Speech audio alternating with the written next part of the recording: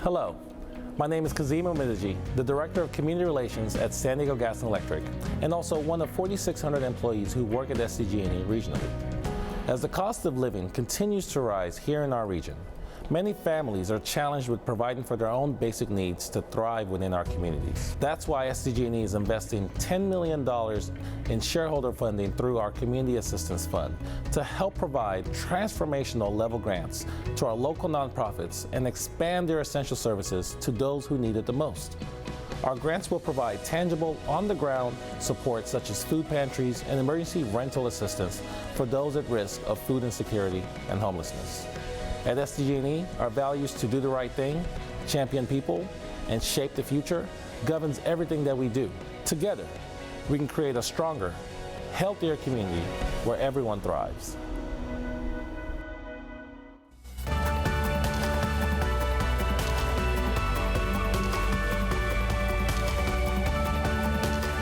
So kind, so generous, love sharing this positive news with you.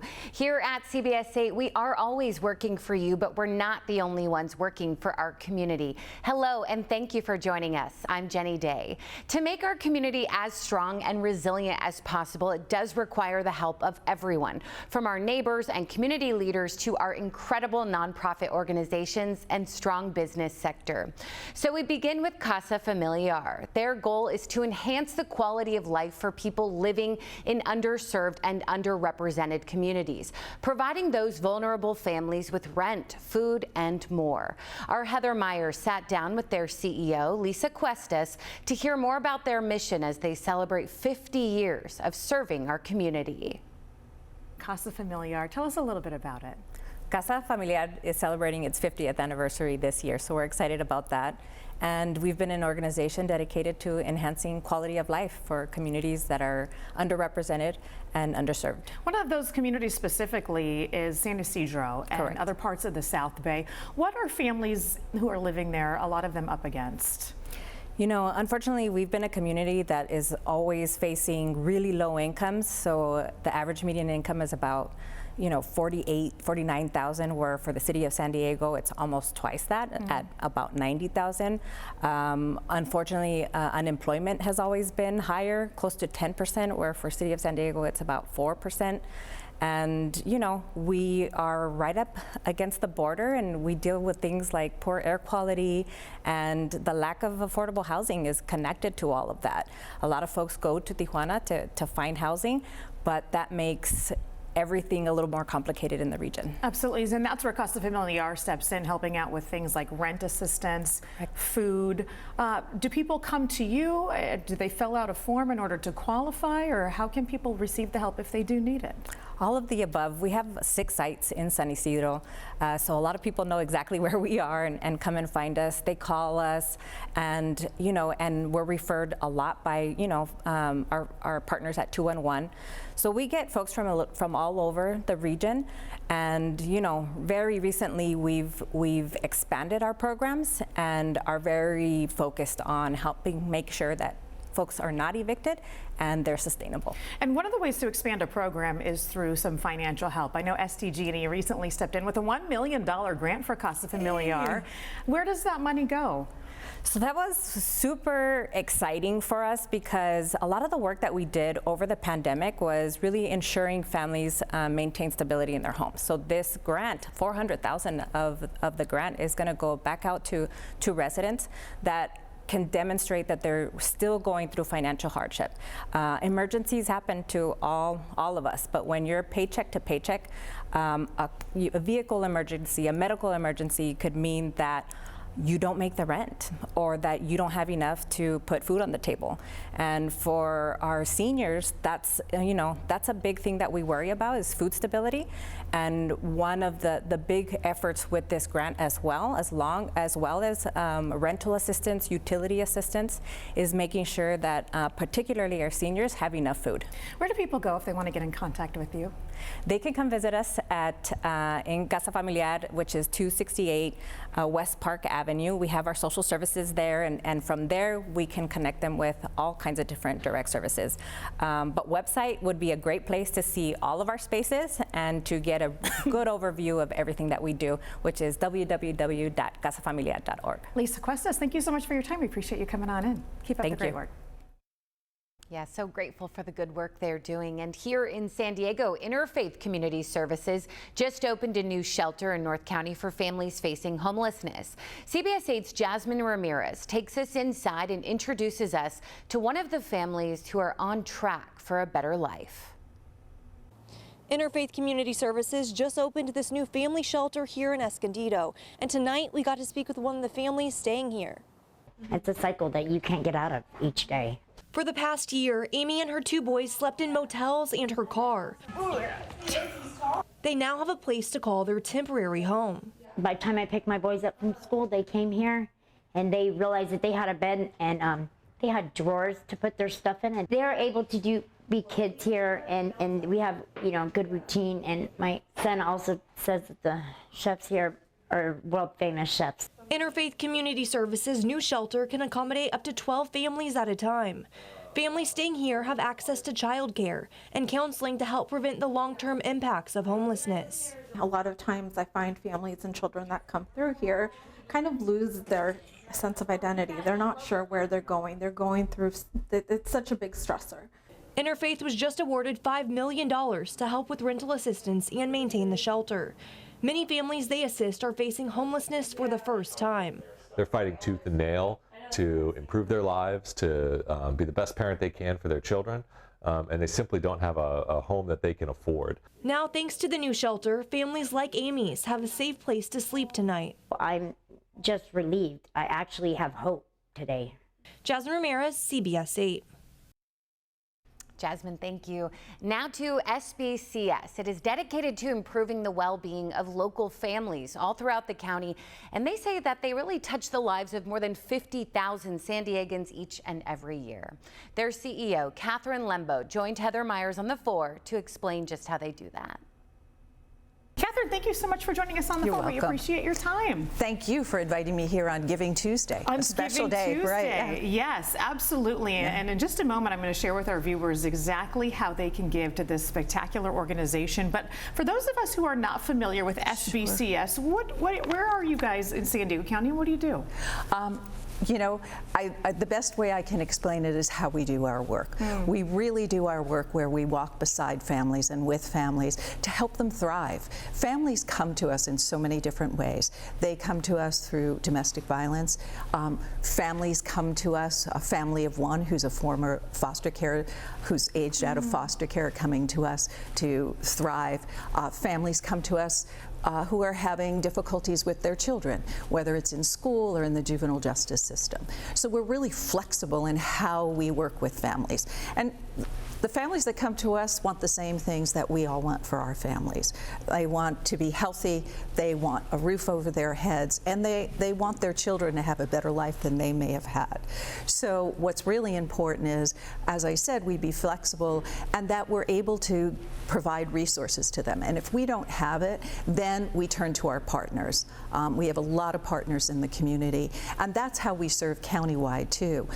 We used to only serve in South Bay, now we're countywide because we've been asked to take some of our programs throughout the whole county, and we use partners. And for instance, in North County, we partner with North County Lifeline and Escondido Compact. Thank you so much for what you're doing, because there are a lot of folks in San Diego, especially with the high cost of living here, who don't know where to turn. Yeah. And you offer so many resources where people can, it's kind of a one-stop shop. They can go to you and at least get pointed in the right direction, if not anything else. One of the things you also do is you are the lead at the Central Migrant Welcome Center. Tell me a little bit more about that. Sure. We have a lot of experience with migrants. We were actually the agency that was the lead at the convention center with the unaccompanied youth migrants during COVID. We also have some federal contracts where we work with migrants and immigrants who've been exposed to violence, specifically domestic violence. So every day, anywhere from 400 to 700 migrants come from Border Patrol to us that are every day, and the majority of them, 95% of them, are going somewhere else in the country. So what we help them is to get to their final destination. Wow. Numbers are staggering, and certainly that would keep any organization very busy. And they're going to be dropped off at transit stations if you didn't have the Welcome Center. So that's why the county funded it. Before we run out of time here, you were the recent recipient of a grant from SDG&E's Community Assistance Fund. How much money did you receive, and where does it ultimately go? They generously gave us $500,000, and it's really going to our family stabilization, our family thriving programs. So we're going to use that money because every day you hear about people more homeless, becoming homeless than getting into housing. So we're working with families to keep them from going into homelessness. So it'll help us serve an additional 1,500 families where we can provide them things like rental assistance or help them out with that car repair so that they have the car to go to work. Just keeping them from entering the homeless system. Well, thank you again for what you and your organization continue to do here in San Diego County. Catherine Lembo, CEO of SBCS. It is Giving Tuesday, and if you are able to help out this organization, as you can hear from Catherine here, that's obviously helping so many San Diegans. I'll share the website with you, and I'm just going to flip my page over here. It's sbcssandiego.org. Yes, so many people are indeed working for our community and indeed making a difference. Well, for more than 50 years now, a group of moms and daughters in East County volunteer thousands of hours each year serving the community. The group is called Sprites, which stands for Spiritual, Philanthropic, Recreational, Inspiration, Training, Educational, and Social. As a former member of the organization, I wanted to share how today's group members are indeed working for our community. Yes, I myself was a member of the Sprites organization from 7th grade to 12th grade. I now often host their annual gala. The girls today are still representing it well. I describe it as a great organization for me and my mom to bond and get a little bit closer. It's been really great. I really love volunteering. And not only that, I know to myself that I am making a small difference. Reese Hanks and Natalie Mitch are seniors at Valhalla High School. They've spent time at each of the 20 charities that Sprites supports. We know we have about 7,500 hours per year for all the Sprites. Reese says she's connected most with Meals on Wheels. Just seeing the smile on their face and having the one-on-one conversations because you know they can't really get out of the house. And it just makes my mornings better. Natalie has felt a special connection with Father Joe's Villages. At first it was really sad because I remember seeing a little boy, he was probably around 6 years old, and he was so sad, but then when we handed his plate of food to him, he was just so happy and he was so grateful. You could just see it on his face. Today, though, they were at the top of Mount Helix. We are planting native and sustainable gardens. The Outdoor Nature Theater has a rich history. We're the second longest running sunrise Easter service in America, which is very exciting. That's been happening since 1917. The park was established by a local family in 1925. He just saw the beauty and the height and the 360 views, and so he put a wooden cross up at the top, and they wrote a very specific trust of everything from it needs to remain like free for the community to be able to come and just how it looks, and we can't ever put any advertising in it. The executive director of the Mount Helix Park Foundation also happens to be a former Sprite. We don't receive any government funding at all, not a dime. So everything that makes this happen is the donors in the community, the businesses that help sponsor events and things of that nature, and then the volunteers. They're basically the heartbeat of the park. They make it easy for you to get involved. Any day of the week, we'll fit your schedule. Second Saturday, we always have a volunteer morning from 9 to noon. Like myself and so many others, these volunteers are learning at a young age the value of lifelong commitment to community service. If you'd like to donate or sponsor, please visit spritesofeastcounty.org. Working for our community, Jenny Day, CBS 8. Good stuff, ladies. Well, the Logan Heights CDC has spent nearly 3 decades promoting empowerment, education, and economic growth in San Diego. The nonprofit fills in the gaps caused by a lack of available resources. CBS 8's Alex Kleinman went to Logan Heights to learn more about how it is setting the community up for lasting success. Every week you see people lining up here outside the Logan Heights Community Development Corporation. And no matter the reason, once someone walks through the door, the nonprofit will point them in the right direction. 8, 9, 10. This community has traditionally been left uninvested and underserved. The Future Achievers Preschool is one way the Logan Heights CDC builds generational change. Over 40% of our residents live below the poverty line. That's unheard of. The school offers childcare to dozens of kids at a significantly reduced cost. But CEO Monty Jones says there are many other ways they work for the community. We start from school-age kids all the way to our seniors. We cover everything. Another program helps young people who are at risk of going down the wrong path, teaching skills like financial literacy and conflict resolution. We want to give them an opportunity not to get into the justice system. Last year, this program helped more than 1,000 kids. My son, he's going to be 13, and they've got an amazing youth program. Kim Phillips was online before the nonprofit even opened to get help for her son. She trusts the nonprofit because they support her work to paint murals around the neighborhood. Our community is so well deserving of, the same attention, the same enhancements that we see in other communities. The nonprofit handles all the paperwork with the city so that Kim could put all of her energy and focus into her art. I do it for my son because I want him to always see a positive, clean environment, beautiful environment. The nonprofit also runs community engagement programs like Taste of Imperial Avenue and Light Up Logan. What we hope to achieve in bringing more patrons to our community is to build and support the existing businesses. A new grant of $250,000 from SDG&E supports the nonprofit, letting them provide critical help for the community. It's going to direct over 100 families. That money will help with rent and utilities so that they don't have to worry about ending up on the street. To know that we have the opportunity to change someone's life on a daily basis, that's the best job ever. Alex Kleinman, CBS 8. Are we ready to go outside? Show me that you're ready to go outside. Alex, thank you. Well, another local nonprofit provides 2 meals a day, along with countless other important resources for thousands of seniors in our community. I was able to visit Serving Seniors to learn more about their mission. Serving Seniors is the largest provider of senior meals and senior services countywide. They also own and operate 2 shelters and 529 affordable housing units, building more as we speak.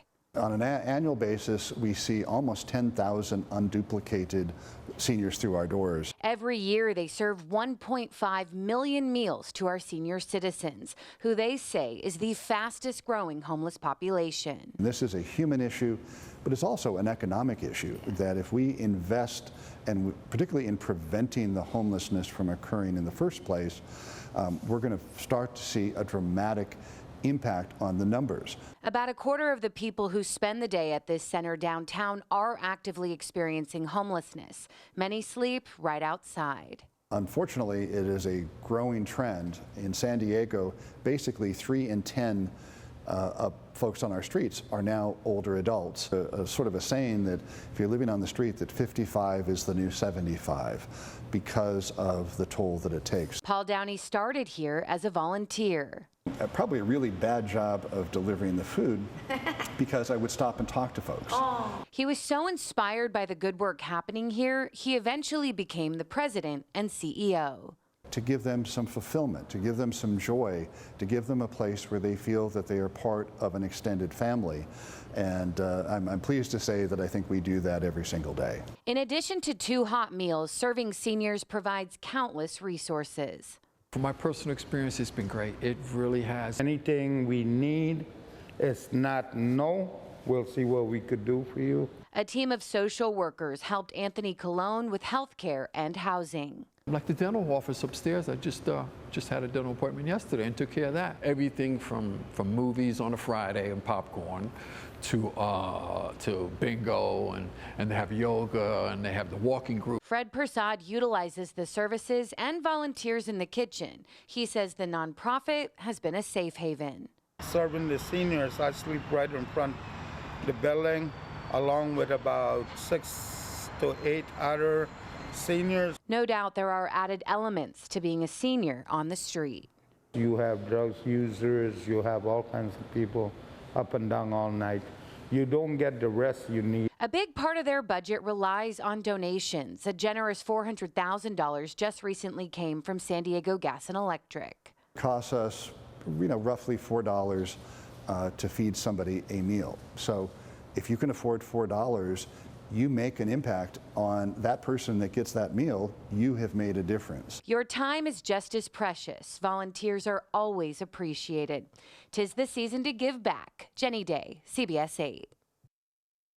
Yeah, I enjoyed meeting all of them. Thank you so much for what you're doing. Well, nearly 2,000 families in Chula Vista got to put food on the table for Thanksgiving because of Feeding San Diego. The organization held a distribution event just before Thanksgiving.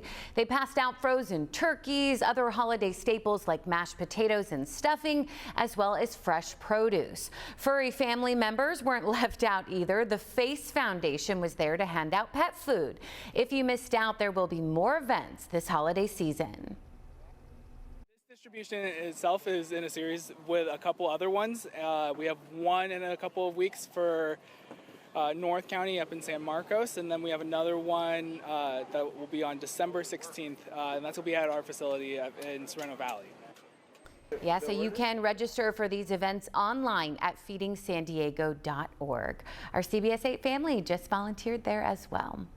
Well, last year, CBS 8's Jeff Zevely introduced us to the nonprofit Plus Box, which delivers fresh produce to families living with food insecurity. The organization recently launched a pilot program for a new app that's expanding its reach, starting with a Vista school.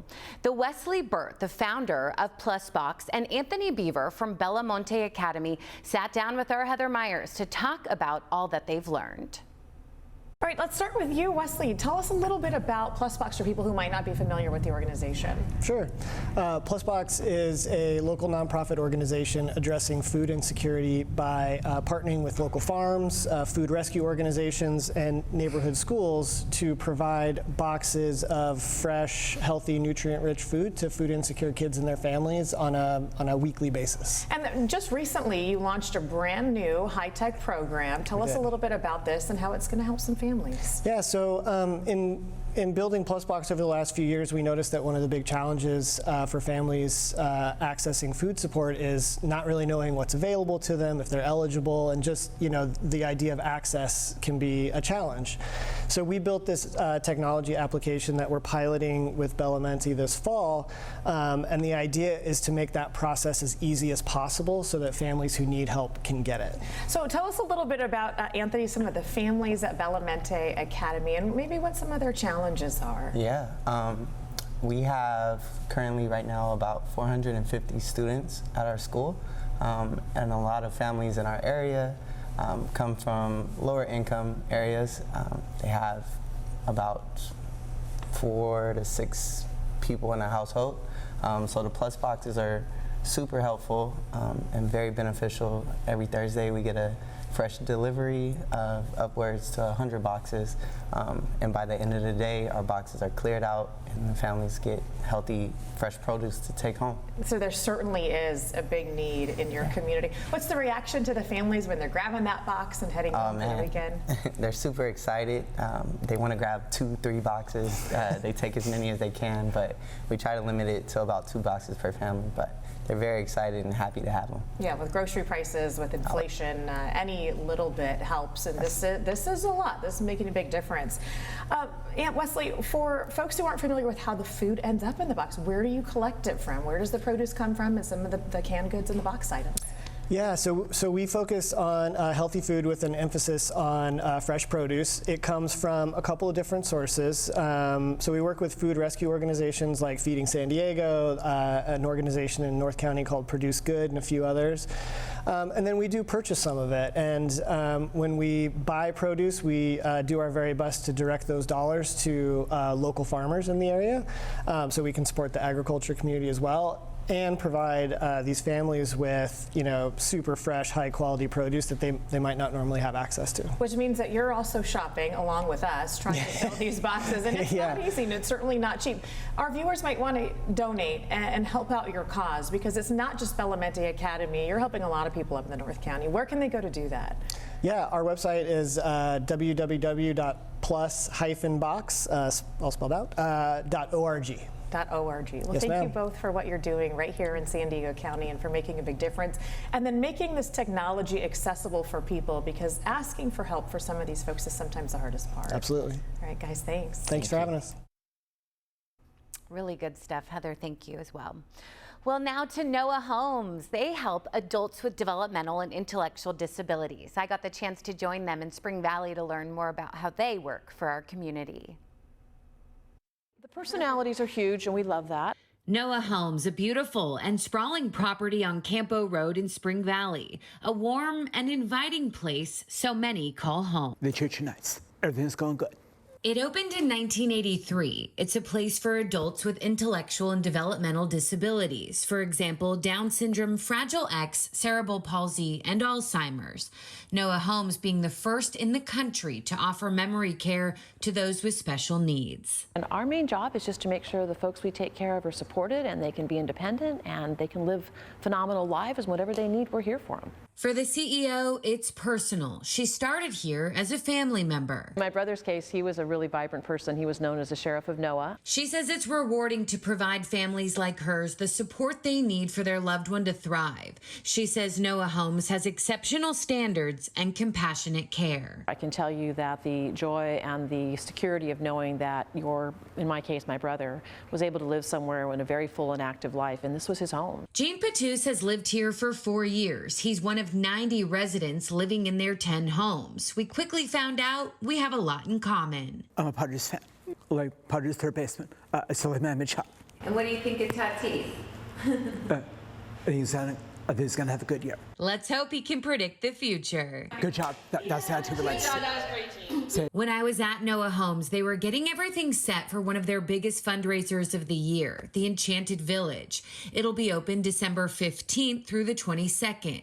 It's a walk-through holiday event with more than 1 million lights, live performances, and photos with Santa. It's 50 to 60 volunteers a night to keep everybody safe and happy and engaged. So please go to enchantedvillage.org and sign up to volunteer.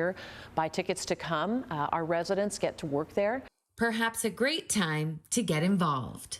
We like our volunteers. A class from San Diego State showed up when I was there as well to volunteer their time. Just coming and volunteering when it's not Christmas. Be here to be a reader, be here to do hair, be here to cook cookies, be here to just be a grandparent and hang out. We love that interaction, and our residents are always so proud and happy to share their homes and their lives, and they want to be involved in the community. Whether it be your time or a donation, 'tis the season to give back. I learned the state only covers 67% of their budget. Rooting for these residents and the home team. Let's go Padres. Let's keep the faith. Jenny Day, CBS 8. Yes, so many worthy nonprofits in our community. Thank you so much for joining us to see all that they do. Thank you to SDG&E, the sponsor of this Working for Our Community special as well. I'm Jenny Day for CBS 8 Plus. Keep up the great work. So happy to shed light on all of the good. See you next time. Until then, take good care.